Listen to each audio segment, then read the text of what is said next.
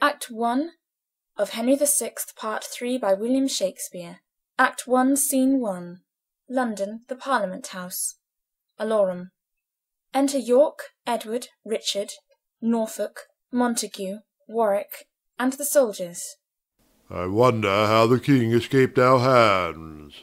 While we pursued the horsemen of the north, he slyly stole away and left his men, whereat the great lord of Northumberland, whose warlike ears could never brook retreat, cheered up the drooping army, and himself, Lord Clifford and Lord Stafford all abreast, charged our main battle's front, and breaking in, were by the swords of common soldiers slain.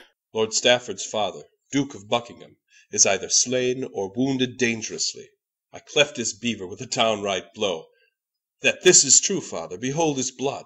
And, brother, here's the Earl of Wiltshire's blood, whom I encountered as the battles joined. Speak thou for me, and tell them what I did. Throwing down Somerset's head. Richard hath best deserved of all my sons. But is your grace dead, my lord of Somerset? Such hope have all the line of John of God. Thus do I hope to shake King Henry's head. And so do I. Victorious Prince of York, before I see thee seated in that throne which now the house of Lancaster usurps, I vow by heaven these eyes shall never close. This is the palace of the fearful king, and this the regal seat. Possess it, York, for this is thine, and not King Henry's heirs. Assist me then, sweet Warwick, and I will, for hither we have broken in by force. We'll all assist you. He that flies shall die. Thanks, gentle Norfolk. Stay by me, my lords, and soldiers, stay and lodge by me this night. They go up. And when the king comes, offer no violence, unless he seek to thrust you out perforce. The Queen this day here holds her parliament, but little thinks we shall be of her counsel. By words or blows here let us win our right. Armed as we are, let's stay within this house.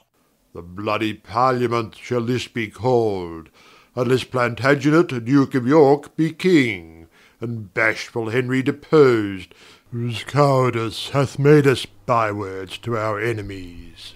Then leave me not, my lords. Be resolute. I mean to take possession of my right. Neither the king, nor he that loves him best, the proudest he that holds up Lancaster, dares stir a wing if Warwick shake his bells. I'll plant Plantagenet, root him up who dares. Resolve thee, Richard, claim the English crown. Flourish. Enter King Henry VI, Clifford, Northumberland, Westmoreland, Exeter, and the rest. My lords, look where the sturdy rebel sits, even in the chair of state. Belike he means, backed by the power of Warwick, that false peer, to spire unto the crown and reign as king. Earl of Northumberland, he slew thy father, and thine, Lord Clifford, and you both have vowed revenge on him, his sons, his favourites, and his friends. If I be not, heavens be revenged on me. The hope thereof makes Clifford mourn in steel. What? Shall we suffer this?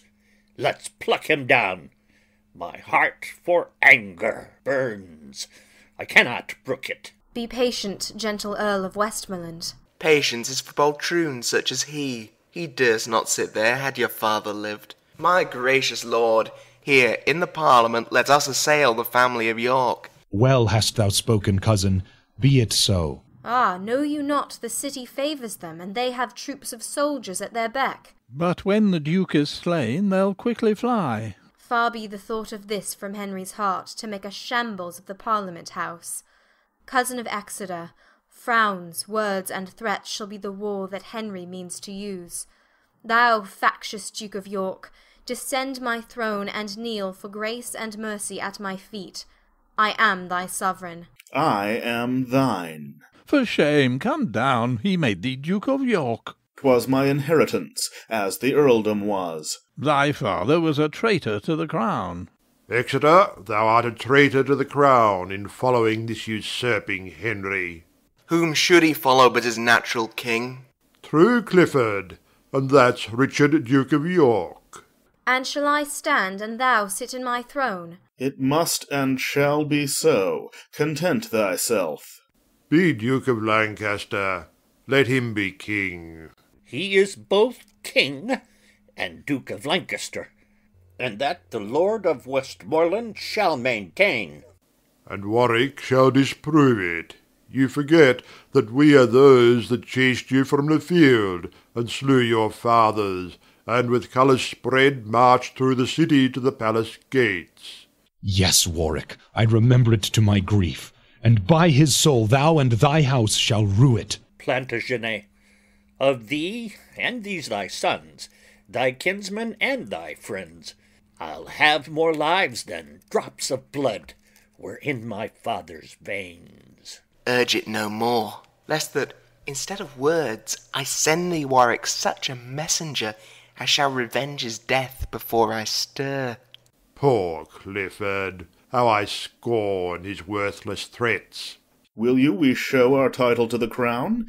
If not, our swords shall plead it in the field. What title hast thou, traitor, to the crown?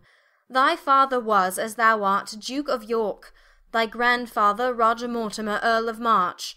I am the son of Henry the Fifth, who made the Dauphin and the French to stoop and seized upon their towns and provinces. Talk not of France, since thou hast lost it all. The Lord Protector lost it, and not I. When I was crowned, I was but 9 months old. You are old enough now, and yet methinks you lose. Father, tear the crown from the usurper's head. Sweet father, do so. Set it on your head. Good brother, as thou lovest and honourest arms, let's fight it out, and not stand cavilling thus. Sound drums and trumpets, and the king will fly. Sons, peace. Peace, thou, and give King Henry leave to speak. Plantagenet shall speak first. Hear him, lords, and be you silent and attentive too, for he that interrupts him shall not live. Think'st thou that I will leave my kingly throne, wherein my grandsire and my father sat? No. First shall war unpeople this my realm, I, and their colours, often born in France, and now in England, to our heart's great sorrow, shall be my winding sheet. Why faint you, lords? My title's good, and better far than his. Prove it, Henry, and thou shalt be king. Henry the Fourth by conquest got the crown. 'Twas by rebellion against his king. Aside. I know not what to say, my title's weak. Tell me, may not a king adopt an heir? What then? And if he may, then am I lawful king. For Richard, in the view of many lords, resigned the crown to Henry the Fourth, whose heir my father was, and I am his. He rose against him, being his sovereign, and made him to resign his crown perforce. Suppose, my lords, he did it unconstrained. Think you 'twere prejudicial to his crown? No, for he could not so resign his crown but that the next heir should succeed and reign. Art thou against us, Duke of Exeter? His is the right, and therefore pardon me. Why whisper you, my lords, and answer not? My conscience tells me he is lawful king. Aside. Or will revolt from me, and turn to him. Plantagenet, for all the claim thou lay'st, think not that Henry shall be so deposed. Deposed he shall be, in despite of all. Thou art deceived. 'Tis not thy southern power of Essex, Norfolk, Suffolk, nor of Kent, which makes thee thus presumptuous and proud, can set the Duke up in despite of me. King Henry, be thy title right or wrong, Lord Clifford vows to fight in thy defence. May that ground gape and swallow me alive, where I shall kneel to him that slew my father. O Clifford, how thy words revive my heart. Henry of Lancaster, resign thy crown. What mutter you, or what conspire you, lords? Do right unto this princely Duke of York, or I will fill the house with armed men, and over the chair of state, where now he sits, write up his title with usurping blood. He stamps with his foot, and the soldiers show themselves. My Lord of Warwick, hear me but one word. Let me for this my lifetime reign as king. Confirm the crown to me and to mine heirs, and thou shalt reign in quiet while thou livest. I am content. Richard Plantagenet, enjoy the kingdom after my decease. What wrong is this unto the prince your son? What good is this to England and himself? Base, fearful and despairing Henry. How hast thou injured both thyself and us? I cannot stay to hear these articles. Nor I. Come, cousin, let us tell the queen these news. Farewell, faint-hearted and degenerate king, in whose blood no spark of honour bides. Be thou a prey unto the house of York, and die in bands for this unmanly deed. In dreadful war mayst thou be overcome, or live in peace, abandoned and despised. Exeunt Northumberland, Clifford, and Westmoreland. Turn this way, Henry, and regard them not. They seek revenge, and therefore will not yield. Ah, Exeter! Why should you sigh, my lord? Not for myself, Lord Warwick, but my son, whom I unnaturally shall disinherit. But be it as it may, I here entail the crown to thee and to thine heirs for ever, conditionally, that here thou take an oath to cease this civil war, and, whilst I live, to honour me as thy king and sovereign, and neither by treason nor hostility to seek to put me down and reign thyself. This oath I willingly take, and will perform.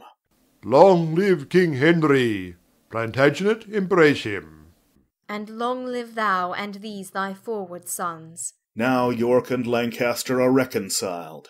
Accursed be he that seeks to make them foes. Senate, here they come down. Farewell, my gracious lord. I'll to my castle. And I'll keep London with my soldiers. And I to Norfolk with my followers. And I unto the sea from whence I came. Exeunt York, Edward, Edmund, George, Richard, Warwick, Norfolk, Montague, their soldiers and attendants. And I, with grief and sorrow, to the court. Enter Queen Margaret and Prince Edward. Here comes the queen, whose looks betray her anger. I'll steal away. Exeter, so will I. Nay, go not from me. I will follow thee. Be patient, gentle queen, and I will stay. Who can be patient in such extremes? Ah, wretched man! Would I had died a maid, and never seen thee, never borne thee son, seeing thou hast proved so unnatural a father. Hath he deserved to lose his birthright thus? Hadst thou but loved him half so well as I, or felt that pain which I did for him once, or nourished him as I did with my blood, thou wouldst have left thy dearest heart-blood there, rather than have that savage duke thine heir, and disinherited thine only son. Father, you cannot disinherit me. If you be king, why should not I succeed? Pardon me, Margaret. Pardon me, sweet son. The Earl of Warwick and the Duke enforced me. Enforced thee? Art thou king, and wilt be forced? I shame to hear thee speak. Ah, timorous wretch! Thou hast undone thyself, thy son, and me, and given unto the house of York such head as thou shalt reign but by their sufferance.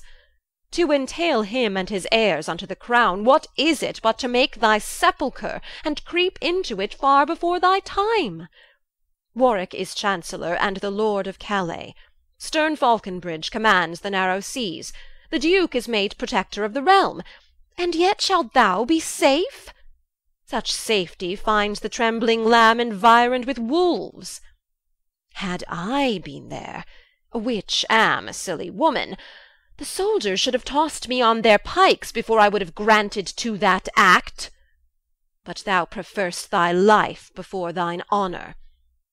And seeing thou dost, I here divorce myself, both from thy table, Henry, and thy bed, until that Act of Parliament be repealed whereby my son is disinherited. The northern lords that have forsworn thy colours will follow mine if once they see them spread. And spread they shall be, to thy foul disgrace, and utter ruin of the house of York. Thus do I leave thee. Come, son, let's away. Our army is ready. Come, we'll after them.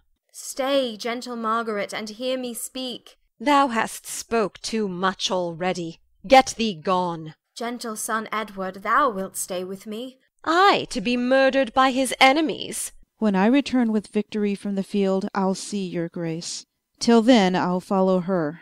Come, son, away. We may not linger thus. Exeunt Queen Margaret and Prince Edward. Poor queen! How love to me and to her son hath made her break out into terms of rage. Revenged may she be on that hateful duke, whose haughty spirit, winged with desire, will cost my crown, and like an empty eagle tire on the flesh of me and of my son. The loss of those 3 lords torments my heart. I'll write unto them and entreat them fair. Come, cousin, you shall be the messenger. And I hope, shall reconcile them all. Exeunt. Scene 2.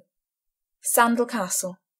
Enter Richard, Edward, and Montague. Brother, though I be youngest, give me leave. No, I can better play the orator. But I have reason strong and forcible. Enter York. Why, how now, sons and brother? At a strife? What is your quarrel? How began it first? No quarrel, but a slight contention. About what? About that which concerns your grace and us. The crown of England, father, which is yours. Mine, boy? Not till King Henry be dead. Your right depends not on his life or death. Now you are heir, therefore enjoy it now. By giving the house of Lancaster leave to breathe, it will outrun you, father, in the end. I took an oath that he should quietly reign. But for a kingdom any oath may be broken. I would break 1,000 oaths to reign 1 year. No, God forbid your grace should be forsworn. I shall be, if I claim by open war. I'll prove the contrary, if you will hear me speak. Thou canst not, son. It is impossible. An oath is of no moment, being not took before a true and lawful magistrate, that hath authority over him that swears. Henry had none, but did usurp the place. Then seeing 'twas he that made you to depose, your oath, my lord, is vain and frivolous.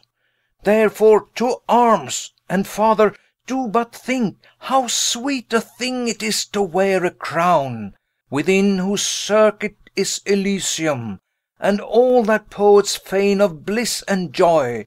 Why do we finger thus?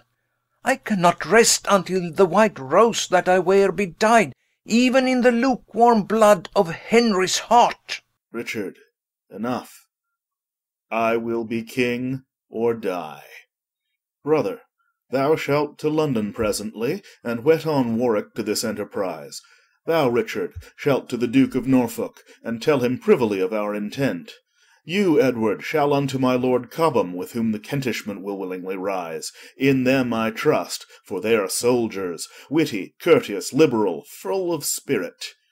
While you are thus employed, what resteth more, but that I seek occasion, how to rise, and yet the king not privy to my drift, nor any of the house of Lancaster?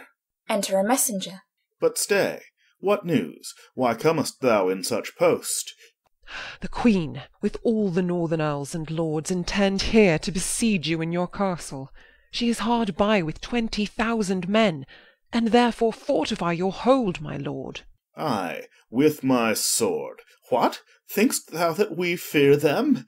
Edward and Richard, you shall stay with me. My brother Montague shall post to London. Let noble Warwick, Cobham, and the rest, whom we have left protectors of the king, with powerful policy strengthen themselves, and trust not simple Henry, nor his oaths.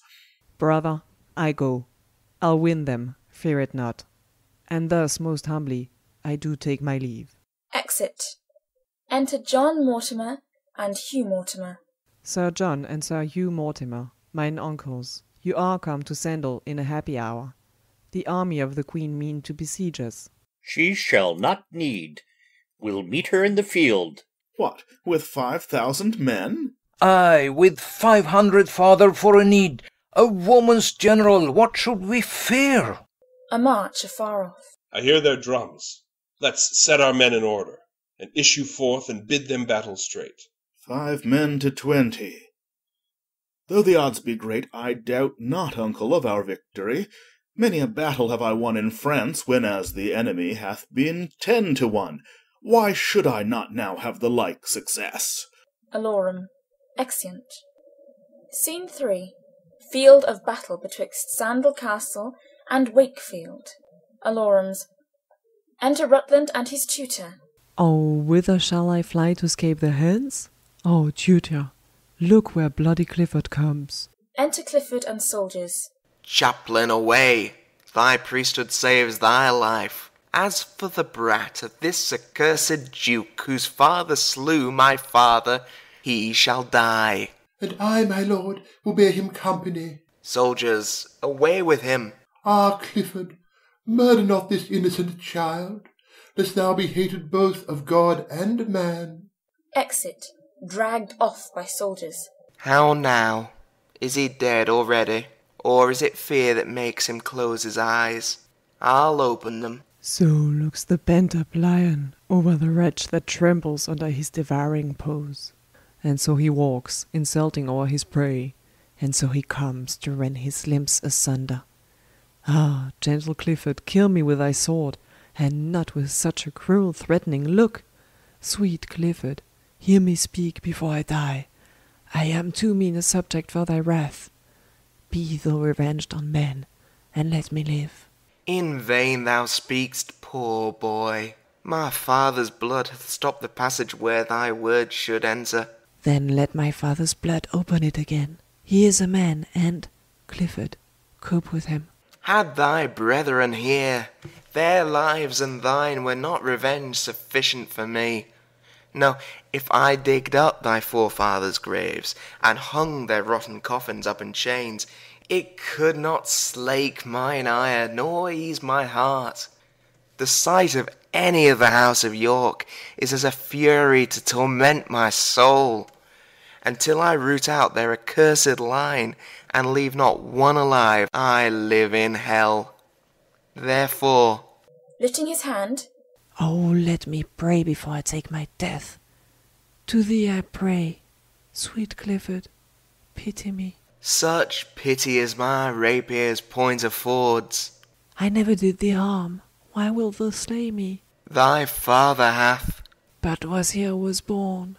Thou hast one son, for his sake pity me, lest in revenge thereof, sith God is just, he be as miserably slain as I.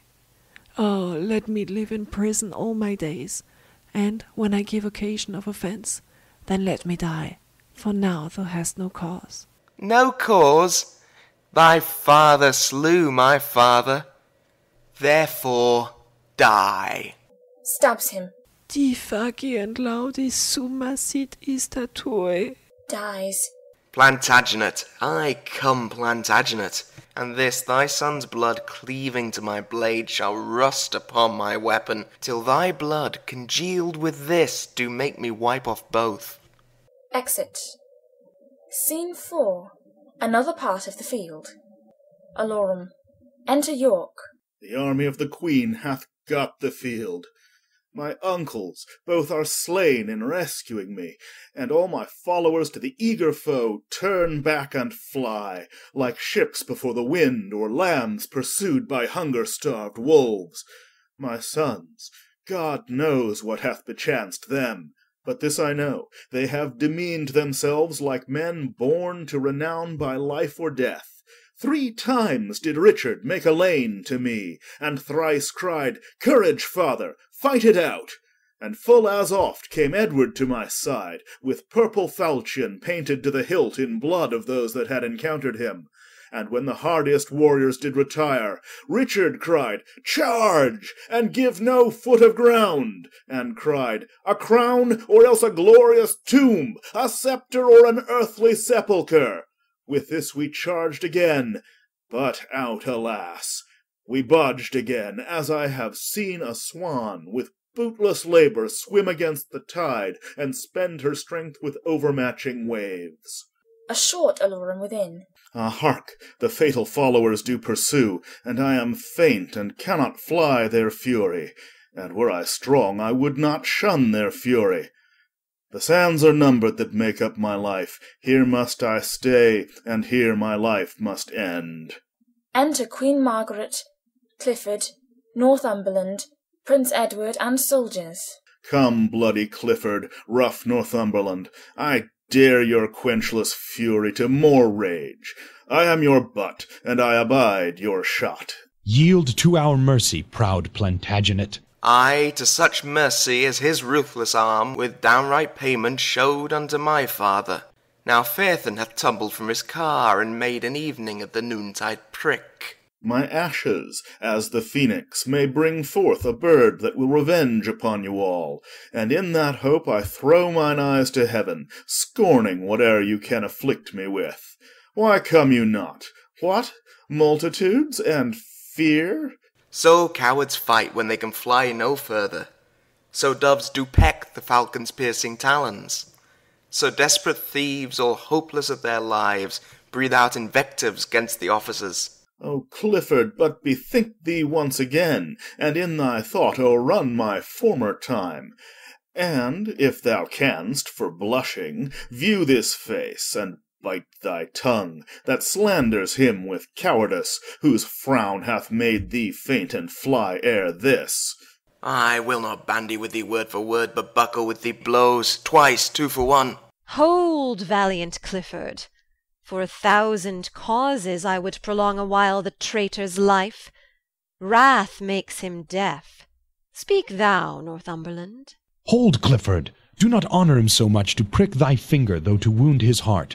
What valour were it, when a cur doth grin, for one to thrust his hand between his teeth, when he might spurn him with his foot away? It is war's prize to take all vantages, and 10 to 1 is no impeach of valour. They lay hands on York, who struggles. Aye, aye, so strives the woodcock with the gin. So doth the coney struggle in the net. So triumph thieves upon their conquered booty. So true men yield, with robbers so o'ermatched. What would your grace have done unto him now? Brave warriors, Clifford and Northumberland, come, make him stand upon this molehill here, that rotted mountains with outstretched arms, yet parted but the shadow with his hand. What? Was it you that would be England's king? Was't you that revelled in our Parliament, and made a preachment of your high descent? Where are your mess of sons to back you now? The wanton Edward and the lusty George? And where's that valiant crook-back prodigy, Dicky, your boy, that with his grumbling voice was wont to cheer his dad in mutinies? Or, with the rest, where is your darling Rutland? Look, York, I stained this napkin with the blood that valiant Clifford with his rapier's point made issue from the bosom of the boy. And if thine eyes can water for his death, I give thee this to dry thy cheeks withal. Alas, poor York, but that I hate thee deadly, I should lament thy miserable state. I prithee, grieve, to make me merry, York. What, hath thy fiery heart so parched thine entrails that not a tear can fall for Rutland's death? Why art thou patient, man? Thou shouldst be mad, and I, to make thee mad, do mock thee thus. Stamp, rave, and fret, that I may sing and dance. Thou wouldst be feed, I see, to make me sport. Oh, York cannot speak, unless he wear a crown for York, and lords bow low to him. Hold you his hands whilst I do set it on. Putting a paper crown on his head. Ay, marry, sir, now looks he like a king. Ay, this is he that took King Henry's chair, and this is he that was his adopted heir. But how is it that great Plantagenet is crowned so soon, and broke his solemn oath? As I bethink me, you should not be king till our King Henry had shook hands with death. And will you pale your head in Henry's glory, and rob his temple of the diadem? Now, in his life, against your holy oath? Oh, 'tis a fault too unpardonable. Off with the crown, and with the crown his head, and whilst we breathe take time to do him dead. That is my office for my father's sake. Nay, stay, let's hear the orisons he makes. She-wolf of France, but worse than wolves of France, whose tongue more poisons than the adder's tooth. How ill-beseeming is it in thy sex to triumph like an Amazonian trull upon their woes whom fortune captivates! But that thy face is, vizard-like, unchanging, made impudent with use of evil deeds, I would assay, proud queen, to make thee blush.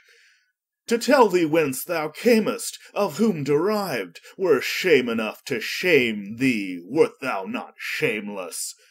Thy father bears the type of King of Naples, of both the Sicils and Jerusalem, yet not so wealthy as an English yeoman. Hath that poor monarch taught thee to insult? It needs not, nor it boots thee not, proud queen, unless the adage must be verified that beggars mounted run their horse to death. 'Tis beauty that doth oft make women proud, but God he knows thy share thereof is small. 'Tis virtue that doth make them most admired, the contrary doth make thee wondered at. 'Tis government that makes them seem divine, the want thereof makes thee abominable. Thou art as opposite to every good as the Antipodes are unto us, or as the South to the Septentrion. O tiger's heart, wrapped in a woman's hide! How couldst thou drain the life-blood of the child, to bid the father wipe his eyes withal, and yet be seen to bear a woman's face? Women are soft, mild, pitiful, and flexible. Thou, stern, obdurate, flinty, rough, remorseless. Bidst thou me rage? Why, now thou hast thy wish, wouldst have me weep. Why, now thou hast thy will, for raging wind blows up incessant showers, and when the rage allays, the rain begins. These tears are my sweet Rutland's obsequies, and every drop cries vengeance for his death. 'Gainst thee fell Clifford, and thee, false Frenchwoman. Beshrew me, but his passion moves me so that hardly can I check my eyes from tears. That face of his, the hungry cannibals would not have touched, would not have stained with blood. But you are more inhuman, more inexorable, oh, 10 times more than tigers of Hyrcania. See, ruthless queen, a hapless father's tears. This cloth thou dipst in blood of my sweet boy, and I with tears do wash the blood away. Keep thou the napkin, and go boast of this. And if thou tell'st the heavy story right, upon my soul the hearers will shed tears, yea, even my foes will shed fast-falling tears, and say, Alas, it was a piteous deed. There, take the crown, and with the crown my curse. And in thy need such comfort come to thee as now I reap at thy too cruel hand. Hard-hearted Clifford, take me from the world, my soul to heaven, my blood upon your heads. Had he been slaughterman to all my kin, I should not for my life but weep with him, to see how inly sorrow gripes his soul. What? Weeping ripe, my lord Northumberland? Think but upon the wrong he did us all, and that will quickly dry thy melting tears. He is for my oath. He is for my father's death. Stabbing him. And here's to right our gentle-hearted king. Stabbing him. Open thy gate of mercy, gracious God. My soul flies through these wounds to seek out thee. Dies. Off with his head, and set it on York gates, so York may overlook the town of York. Flourish. Exeunt. End of Act 1.